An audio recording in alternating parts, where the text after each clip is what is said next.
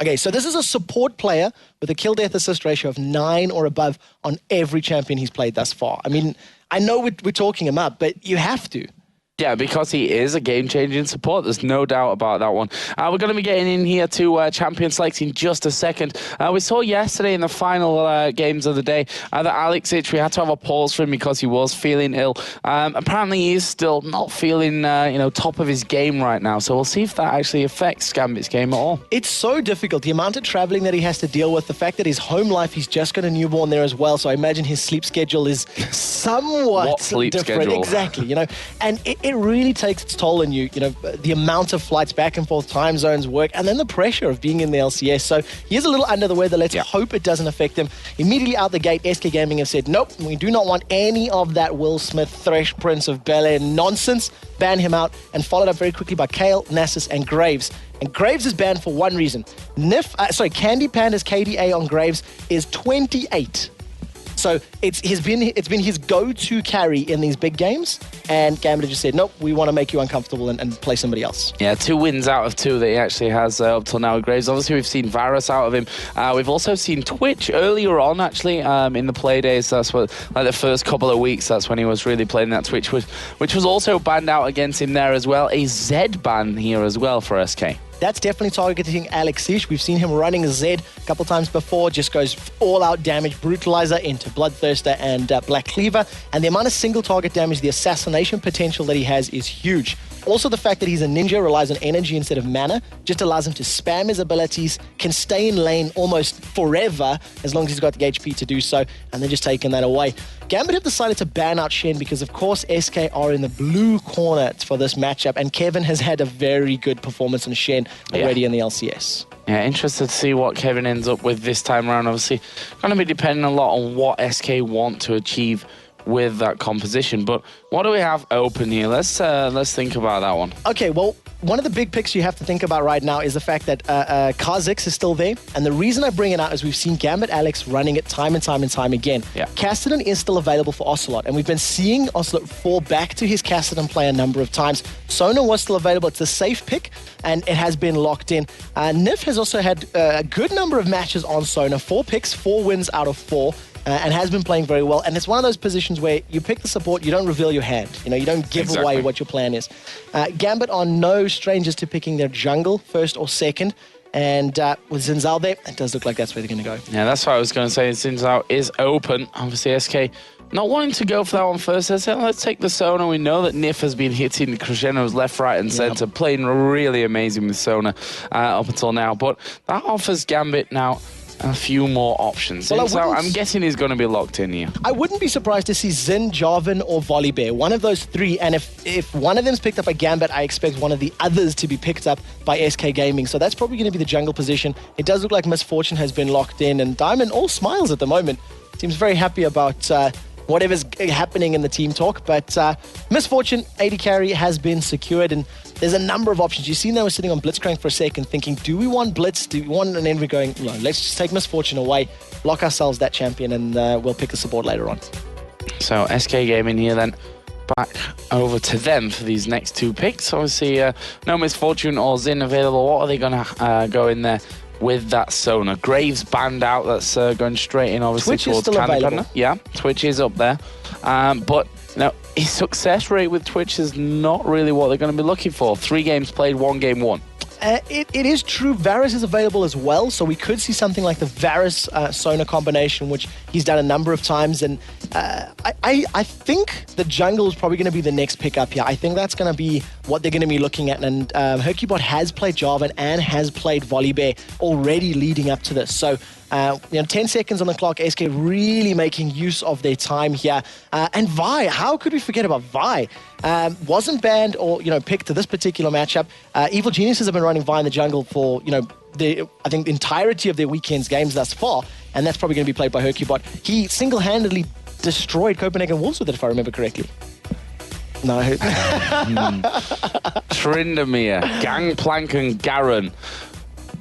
Let's wait for it to get to locked in. Let's wait for it to get locked in. We are The smiles coming out here. Like, we are on patch 3.02, so AP Tryndamere is still very, very, very powerful with, I think it's a 1.5 AP ratio. We've seen Voyboy doing it over in NA, and I believe a couple of players have been practicing it, but it doesn't look like it's going to get locked in. 25 seconds on the clock. Kha'Zix, it is one of the champions that Alex has used time and time again, and also against the Wolves last night, he was able to get a lot of kills with that champion. Well, it is going to be Kha'Zix. That will be locked in here by Alexich.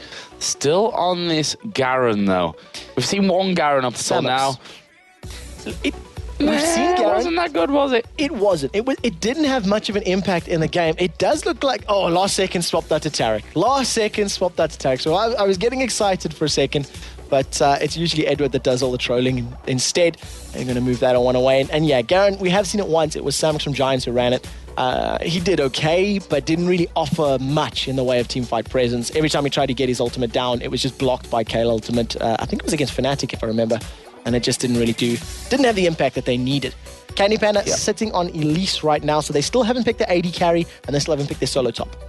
Yeah, and that Elise definitely a very viable option in this one. I mean, we've seen how strong Kevin's, just generally how strong Kevin has been, number one. But we know that he can play a big variety in his top lane. There's a Kog'Maw as well. Obviously, they need to pick up that AD carry. That's going to come in this round of the picks. It's going to be interesting if they do take Kog'Maw instead of somebody like an Ezreal or a Caitlyn, because with Xin Zhao and with Kha'Zix, that's two divers already that are going to be jumping on top of you, and there's no escape from Kog, so it has been locked in. SK are feeling fairly brave with their pick right now. I don't know how this is going to play out. We've seen Darius being used by Kevin time and time again, but Renekton is still available, and that's exactly what it is sitting on right now. With knowing that you're going to be coming up against a Darius, I think Darian will know what he's in for. And it's a matchup that can go either way. We'll see who he does decide to lock in, but I think Darian's Renekton has been terrifying, the entirety of the last 2 or 3 months, and it wouldn't surprise me if they lock that in. Yeah, same from my side as well. I mean, Taric not going to be as easy to get those kills for Edward this time around. Obviously not going to have that put, but the fact that they can lock someone down so quickly in that early level misfortune aggression, especially if you're at level 2, before the AD carry in that lane, if they end up obviously in dual lane versus duo lane, that can be pretty terrifying. I'm very scared for Candy Panda in this matchup. The amount of pressure that Renekton, Xin Zhao, and Kha'Zix is going to be putting onto him and Sona in that back line, it's very, very scary. Darius and Vi, they don't offer a lot of protection in that sort of protect the Cog comp, something that we've seen from CLG NA, and they ran an Alistar, they ran a Cho'Gath, and it was just all of those knockbacks, knockups. I think they had an Orianna in there as well for a shield, the movement speed, etc. And this isn't that sort of composition. So if SK fall behind against this hyper-aggressive dive combo, and I mean, that's a dive trio, it's not even dive buddies, they're going to be in a difficult position. Yeah, and obviously, Gambit are looking hot right now. 7-game win streak they have at this point, which is for SK to take away at this stage. I mean, this is the first time that they've met up, so one of those top half of the table, big clashes, I would say here, that we're seeing for the first time in this one. And that on your screen, of course, will be Alex, as we mentioned earlier on, feeling a little bit ill today, so hopefully that's not going to affect him. Seems as, as concentrated as ever, I think we can safely say. I think his focus is on the game right now. He knows his job, he knows what he's got to do, and the job ahead of him. And I think the fact that they've got a fairly squishy enemy lineup ahead of, in front of them, it actually bodes well for the Gambit gaming composition. I like some of the pressure they can have in the early game. If they do get ahead, they may be able to hold it because they've got such great assassination and dive potential. But if they don't get ahead, the amount of damage that Cassidy and Cog are going to be putting down and the tankiness that Kevin builds when he builds his Darius is going to be very difficult to overcome. So what do we think here then at level 1? Quick shot. Are we going to see any action? I'm not 100% sure, and if we do see any action, it would come out of Gambit because they've got that dazzle from Taric. It's guaranteed stun. You can follow it up with the W from Renekton, the Ruthless Predator. That'll be, you can chain the CC together. So if they catch somebody, they could set it up. But neither team has an incredibly powerful level 1, so you can just see some defensive wards and players almost playing vision wards themselves. What we do see, though, is a lane swap. Darian has moved towards that bottom lane with his Renekton, and they've sent Diamond Prox and Genja and Edward towards the top lane. So it's going to be, mirrored 2v1 for both teams. Let's have a look at some of the starting items here, because that's another great thing about Season 3 is we are seeing a lot more variety in the starting items. It's not the standard stuff that we saw back in Season 2. And again, we are seeing Kevin starting with that red elixir, which is time and time again proved a massive deal in these early levels. Yeah, it's so true. At level 1, between 120 and 230 odd hit points is based on your level. What you get back instantly. It just gives you that HP because it's added to your total health. It's not affected by healing reduction or anything like that. That's a very, very powerful get out of jail free card. Kevin is just camping out in this top lane. He's going to be going against Taric and Misfortune. So what you're going to end up seeing is a lot of damage coming down in bursts. They'll dazzle, shatter, take some auto attacks, and then immediately, back away. So we'll see who can last hit better under the towers. What I'm interested about here is Ocelot's opening buy. 2 wards and 9 potions. He is terrified about this early game. He does not want Diamond jumping onto him and picking up any early kills. We'll see there SK trying to get a bit of an edge with that bottom lane. Obviously picking up the golems there right at the start. Hercubot going to be doing the blue buff, getting a little bit of a helping hand as well there from Darius, and we see Diamond having the same from Darian over on the other side of the map by the blue.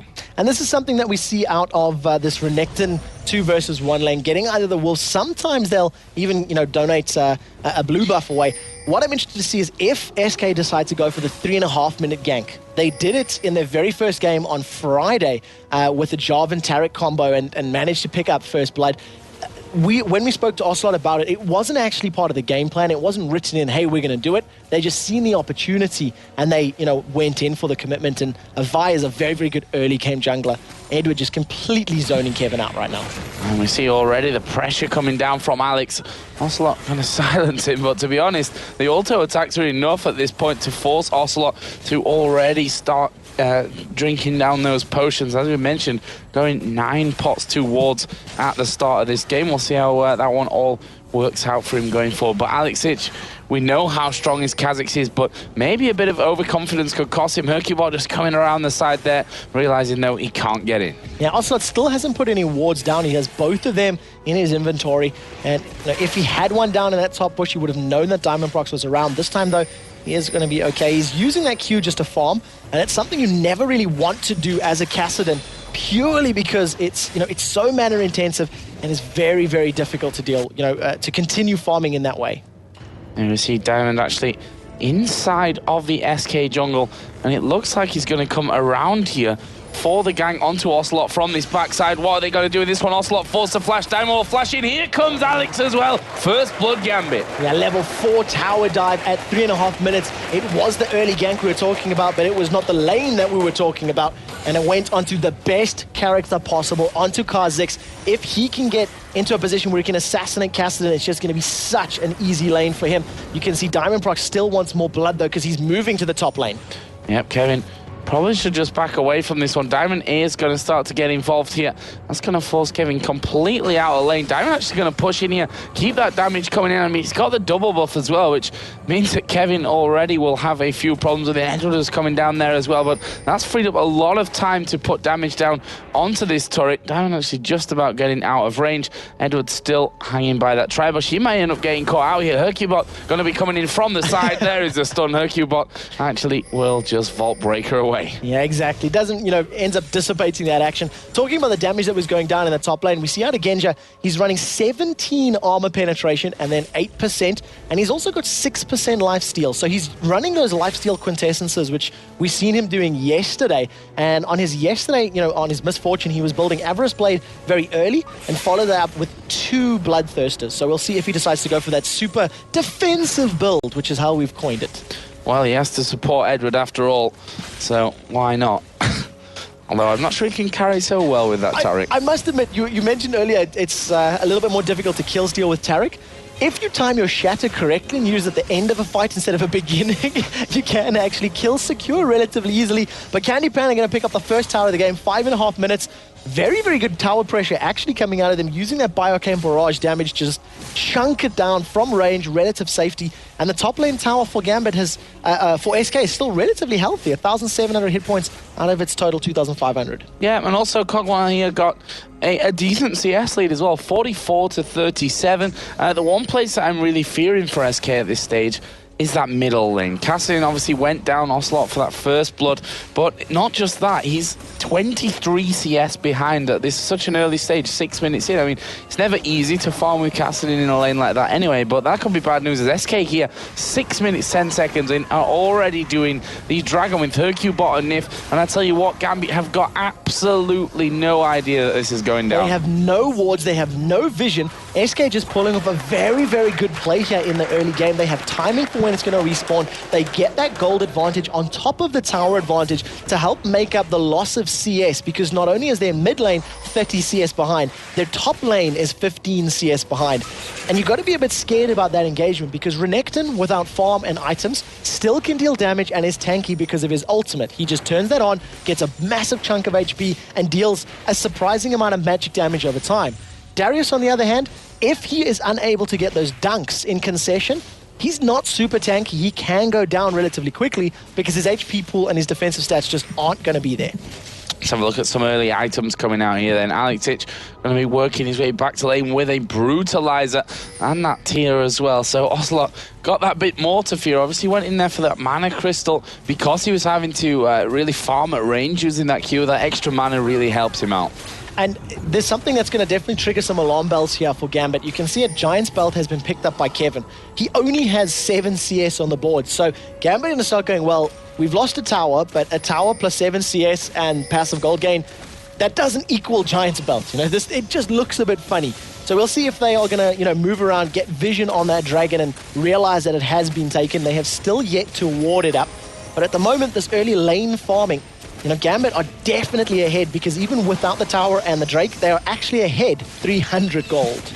Yeah, that's a bit of a crazy situation to be in, as we are obviously we're looking at Cogmore. At least he's just backed away a little bit. Berserker agrees Vamp Scepter single Doran's Blade for him, comparing that over to Genja's single Doran's Blade, but he's going to have a good chunk of gold to be spending the next time, or the first time we should really say, that he does decide to head in home. Renekton also got that Giant's Belt in there now as well with the cloth armor. We see a couple of flasks here dotted around, one for Xinjiao, one for Kha'Zix as well. As the pings come down, they just spotted Renekton coming in there. That ward put down for him to give them vision of anyone moving around the SK jungle. And of course, Darren, having walked past that Dragon Pit, is going to be well aware that that has been taken, so he'll be letting the rest of his teams know that that's up. Ocelot using that Rift Walk very, very well in the middle lane. He actually jumped away from the first Void Spikes that was coming out of Alexich, and then, just dodging the second one. Gets caught by that one, going a bit aggressive to pick up the CS, but when you're 40 creeps down, you need to start getting yourself some items. I would have liked to have seen maybe a KG's Lucky pick out of him, and he gets collapsed on. Yeah, and look at that. That's all Alex needs to do. Jump in there, Void Spikes and auto attack. Like, that is just so much damage coming out there. Ocelot really can't contend with that at this point, and he's going to have to hope that he can get that farm to get going forward. Has now finished off that Catalyst, the Protector. Obviously working up towards Rod of Ages, as Hercubot is also hanging around this top lane there. Edward actually coming down the backside, wanted to get that ward down, and he was actually lucky that he did come when he came there, because 10 seconds, or even 4 seconds, 5 seconds earlier, he could have actually been caught out. Even more, if he had had another ward, he may have wanted to go towards that bush to ward it up to, on the top side of the river, but luckily that wasn't the case, and Alex may go aggressive here onto Ocelot. He definitely has the damage for it. He definitely does, with that Bloodthirster in there, that's for sure. Hercubot comes across, Alex just walks off towards the bush and then in towards his own turret. Hercubot has to go about his way, and Hercubot has been impressive, the vibes that we've seen from him so far, but this game has not really had the ability to get in and have much chance to do anything to Gambit. To be fair as well, Hercubot hasn't actually moved into lane. So he's just been farming it up. 48 CS to the Zin's 47. Of course, Zinzao was involved in that first blood, so has got an assist on the board. But we've just not seen anything. Up in that top lane, he was trying to get on, into range of Genja. You could see there is that ward, which is about to just time out. And, with his ultimate up, you can lock somebody down, follow it up with the likes of a Crescendo and have some good damage. But at the moment, it's just a farm session. Genja, though, he has not picked up the Avarice Blade, which is what we've been seeing him do time and time again in previous matches. It looks like he's going to go straight for that Bloodthirster. Yeah, go straight up to that level. What are we going to see at this top lane? Hercubot is waiting. Diamond actually waiting here in the middle. So we are going to see Alex dive in on towards Ocelot. And he can't do anything to survive that one. Rift walking away. Actually did get hit by the Ignite. That's what the final ticks were to get the kill. But Alex is bossing this middle lane. Yeah, completely. 62 CS to 108. His tier has, slowly started to stack up. 4,200 gold is the total earnings for Alex Siege compared to the 3,000 for Ocelot's Kassadin. He stuck around in that lane for way too long, though, because he was very, very low on HP. He was just sticking to try to get some more CS and experience, and ended up costing him yet another day. Hello? Middle turret? Not responding to it. Yeah, I mean, Hercubot had gone back to base after that one. Alex is just like, well, no one's even here, so I'm just going to keep pushing that one. He's almost taking it down with that push. Ocelot finally going to be coming back here into that lane. Obviously, just picking himself up those boots, although against Alex right now, I'm not sure that that's really going to help him out in the grand scheme. Darius just getting the big workings of the Sunfire Cape there with that chain vest and the Giant's belt from earlier on. 12 minutes into the game, and SK haven't really done much. They had a very, very good play on the Dragon at 6 minutes. It has just respawned or will be in about 10 seconds time. But other than that, they haven't really tried to make ganks. They haven't really tried to make plays, and they're just falling further and further and further behind. The middle lane tower is a perfect example of it. Alex was left alone for a minute and a half, just bashing away on that tower. So they're going to need to make, step it up a little bit more, put some more pressure on the map and their opponents if they want to pull themselves back into this matchup. 15.1k to 17.3k. It's a very, very slow start on Super Weekend Sunday. But for the time being, Gambit, relatively happy. Yeah, Dragon is there as we see Edward actually going with the pink ward. He's going to clear out the SK vision and let him take it once, but, well, you can't fool Gambit twice, that's for sure. They're going to be in there with that timing down. And let's see how that affects this one now, as Alex and Diamond are both there. SK, as we said, had their vision totally removed out. Darian going to join in as well. Ocelot is actually off towards the side. He doesn't have a ward to put down, so it'd mean Rift walking in there and probably certain death just to check that one. In the end, SK say, we can't do anything about that. Let's let it go. Yeah, they had absolutely no vision there. They had no knowledge that it was going on. They didn't even position to try and go for it. We do see, though, Ocelot in the middle lane is going to be able to Rift walk to safety, but Diamond Proc is just such an ever-present threat right now. If he jumps onto you with that charge of his E, the slow is there, and the burst from Alexic with his Brutalizer, Vamp Scepter, I think he could pretty much one-shot Ocelot if the two of them got their full combo down. Yeah, and that's the thing. If he can get that knock-up in there, that's sure death. Which, Ocelot might not even get out of it. Alex is going to dive in there once again. Reduced to just a third of his HP. Alex going to walk in and say, oh, there's the turret finisher that I was looking for. Hercubot came into the side, but he can't 1v1 him. No, decided against that entirely. He immediately went, oh, no, hang on. Not only is there a 2-level deficit, just the Void Spikes alone are hitting so hard. Alex is going to go up to the top lane, though, because you can see a big engagement going down. Yeah, Crescendo coming in. Candy Panda is going very, very low from this one. He will flash away, but Nif's not going to be able to escape that. Genji getting the Dazzle kill out. Just almost secured the kill there. Here comes Kha'Zix jumping over the wall, and he jumps back away. No problem. In and out like a flash. Level 11 in that mid lane with 140 CS to a level 9 Ocelot. He's just hit level 10 with only 90 CS. Kha'Zix is an absolute terror. He's going to jump onto Ocelot here, and she gets silenced up, so he can't get that taste of fear out. Yeah, and there's not a lot that Ocelot can really do about that one, to be honest. I mean, he's got the flask in there as well. He's got that Vamp Scepter as well, so it's like, well, you've damaged me, but those creeps are coming my way, and I'm full HP again. And he just keeps going back, doing the same again, pushing out, as we are going to see Kevin here getting stunned up by Darian in this bottom lane. And the Apprehend missed. Yeah. The Apprehend completely missed it, like point-blank range. You cannot afford to do that, but a flash from Diamond Proc is afraid of being jumped on by 3 members of SK Gaming. And look at this, Alex is sniffing around here in the jungle, trying to catch someone out. And, well, Sona's the last person that can be getting caught out here, because Alex really will just blow her off the face of the map without any second thoughts of that one. Let's have a look at the CS here between Darian and Kevin, because they've been 1v1 in this lane for a good while now. 121 to 79 CS. That's 3.7 thousand gold to 4.7. Middle lane, 171 to 98 as the silence comes in as Alexic jumps away. He is 6.6 to 4,000 gold in the lead. It's just massive right now for Gambit, every single bit of it. Yeah, a 6,000 gold lead at 15 minutes. I mean, the numbers are just immense, and Candy Panda might find himself in trouble. Yeah, got to get stunned down here. How's he going to be able to escape from Alexic? The answer is he's not going to be able to escape from Alexic, who jumps away over the top of the wall. Diamond actually, Edward managing to almost dodge all the damage coming out there of Cogmore anyway, and that will be a 4-0 Alexic.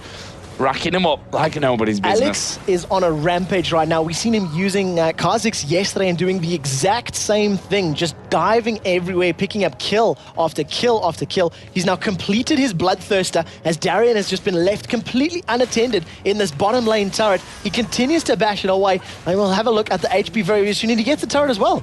3 turrets to 1. Gambit are just, they're being left alone to do what they want, and, you know, they take the kills they want, they take the towers they want. See hero, kill hero, see tower, take tower. That was a great impression.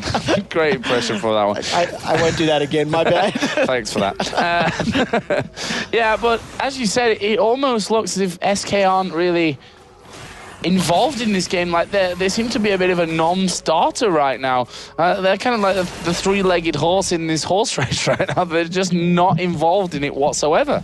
No, not at all. Edward has just gone double GP10, just trying to save up as much cash as he can. And we see, look at the damage onto Candy Panda. Yeah, there comes a crescendo. They're going to try and finish off him here as the assault and battery comes down onto Alexic, but he turns around, tries to take out Candy Panda. They finally kill Alexic, but not before he's almost killed 2 of them all alone. Had to use absolutely everything there. Cleanse came out of Candy Panda, crescendo to lock him down. Assault and battery from Hercubot, but very, very important is he did go down. Hercubot's the one that picked up the gold, and Ocelot maybe a little bit out of position. Yeah, but Diamond exactly not perfect either as Hercubot going to come around the side. They are going to go in. Knockup comes around as Misfortune comes in from the side. Bullet time goes down. He actually gets exhausted as well. Going to miss. They're not going to be able to get any kills just yet, but they're going to keep chasing here as the stun comes onto Hercubot. Kevin runs back around. Ocelot jumps back in. That could mean a sticky end for Ocelot, but Genja decides not to follow up. This is a good fight for SK Gaming. They caught Gambit out of position because we are still extremely early in this game. At 18 minutes, Gambit are roaming around. Ocelot just stepped on a ward. He gets caught by Kuldameek. The Ignite is down. Ocelot's HP bar is dropping. Will the Ignite get him, though? He just survives with 20 health. 20 HP. Yeah, and luckily he was actually watching what was going on there as he was going back because, well, if he'd have had the shop open, not that he's got much money to spend, by the way, the way that this one's going, but if he'd have had the shop open there, that would have been sure death. And really nice ward placement to start that one off. But here we see Gambit starting to take away those jungle creeps. We are going to see the teleport coming down. The ward that was there, stopping that one from happening. And actually, he's going to cancel the teleport. And Darian's like, well, fancy that. I'll come in and we'll have you blue. Yeah, exactly. They're going to just steal this one away. Oh, nice I think he from smite stole Hercubot. it. Yeah, he does manage to smite steal. It was Hercubot that actually got the killing spree bonus from Alexic, so he had that extra 500 gold to spend on his last time back. It looks like Gambit have started an extremely early Baron. It's only been alive for 4 minutes, and this might be the earliest Baron in EU LCS. Well, if they can finish it. Very But good point. SK don't have The vision. any vision whatsoever. None, zip, zero. They don't have anything here to figure out that this Baron's been done. The only thing that could stop Gambit, I feel, is losing health at this stage. But, you know, they're going to be tanking now between them. Genja coming in now as well. It's 4 men. SK not even wondering, where have they all gone? You know, Dragon's there. We've got a ward. They're not going to Dragon. They're all missing. Where are they by now? They're at Baron. It's a 19 minutes, 40-second Baron coming out of Gambit Gaming as if things weren't bad enough for SK at this stage. And they just put a pink ward down so they could see the members of Gambit moving in. They're well aware that their Baron has now been taken, and Gambit are just going to say, well, thank you again. You know, we take the kills we want, we take the towers we want, now we take the map objectives like Nasha, and there's just absolutely no reply coming out of SK. The few stragglers that they've caught from Gambit behind enemy lines they've been able to pick off, but as long as Gambit aren't, you know, hanging around where they shouldn't be, they're not going to be, you know, shut down. This is a 10,000 gold lead before the statistics on Baron Nash is pulled into account. And then we see The ward, the one ward that SK had around this dragon times out just as Gambit decided to go down there and take that as well. So that vision that they had didn't really offer them anything whatsoever. 35.2 to 25.1, 10k gold lead being breached, 5-2 in kills, which is not a massive lead by any means, but the gold just speaks for itself there. It's a 4,000 gold lead in the middle lane. The AD carries his 3,000 gold lead almost. I mean, Gambit, this is their game to throw away, and I didn't think I'd be saying that after less than 25 minutes. No, that's for sure. Take a look at the CS. You know, we've looked at the numbers, look at the gold. 239, 240 CS for Alex to 120 for Ocelot's Kassadin. Bottom lane, 220 to 150. I mean, it's just, they're just so far ahead right now. As long as Gambit decide to just group up and push, they're going to be in trouble. Ocelot gets stunned by that dazzle.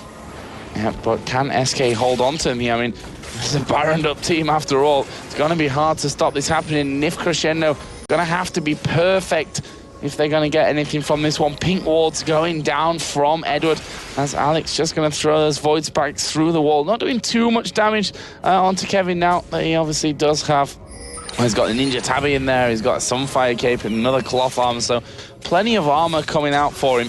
But will they be able to keep going? There was another pink ward down by Edward as they keep just chipping away on this turret. Candy Pan, you can see, is starting to hurt a little bit, but Misfortune hurts a lot more with that Bloodthirst, the Last Whisper combo compared to not really anything finished here for Candy Panda. No, absolutely nothing. He's trying to work towards that Infinity Edge, but he simply does not have it completed yet. And at 22 minutes, not having a major BF sword item completed, it's absolutely terrifying for your AD carry. Alex is just going forward and trying to zone up, but the fight has started. Yeah, Kevin's going to get blown up in this one. He's going to get finished off here. Surely actually survived a little bit longer than I expected as Alex jumps in once again. Flashes coming left, right, and center, but Alex will get the kill. Jumps out of that one. Kassadin will actually rift walk away towards safety, but they're gonna lose an inhib turret. That was a 3 for 0. He hardly even saw Nif because he got blown up that fast as they get the stunning on towards Ocelot. They dive right on top of him. Genja on the killing spree. They go back towards the inhibitor, and they could probably finish this game off right here, right now. The minions starting to come in.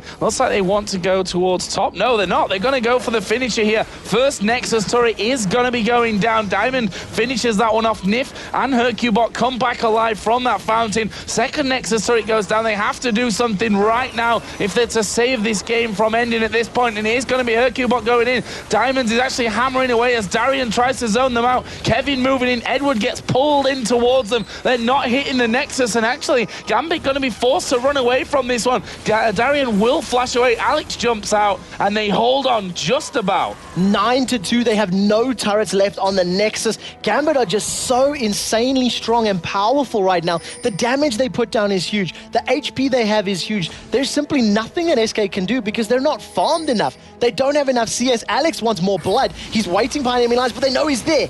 That was nicely done here. He's going to jump away from that one. And guess what? He manages to escape as Genja getting very cocky around the side, taking Candy Panda almost to death. Candy Panda has to back right off from that one, and SK are all going to have to go back to base. Absolutely zero damage coming down there from the members of SK Gaming, and another apprehend misses from Kevin. We've seen it again, you know, in the bottom lane he didn't land it, in the jungle there he didn't land it, and he's going to need to rely on that initiation to actually get somebody killed.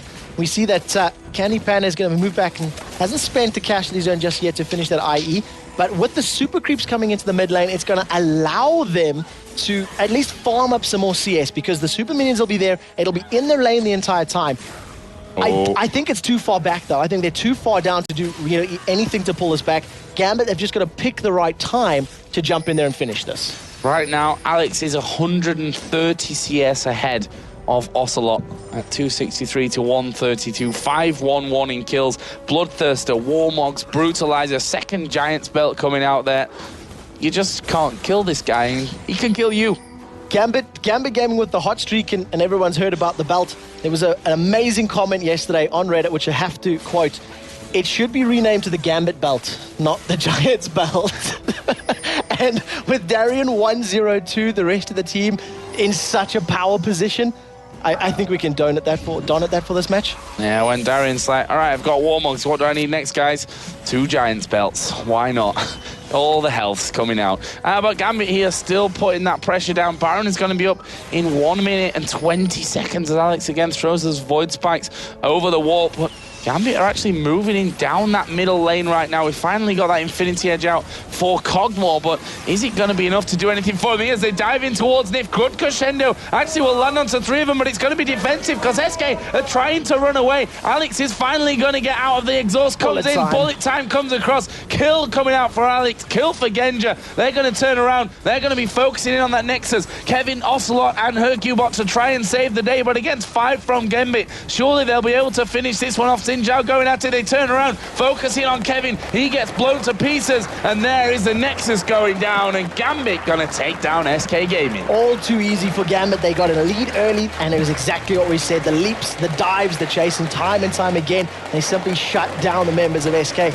Gambit, I think they have a flawless weekend this weekend, and they are looking terrifying. They certainly are. Ocelot not going to have to dye his hair this time around. I wonder what was in that book there for this game against Gambit, because it certainly didn't work out for them this time around.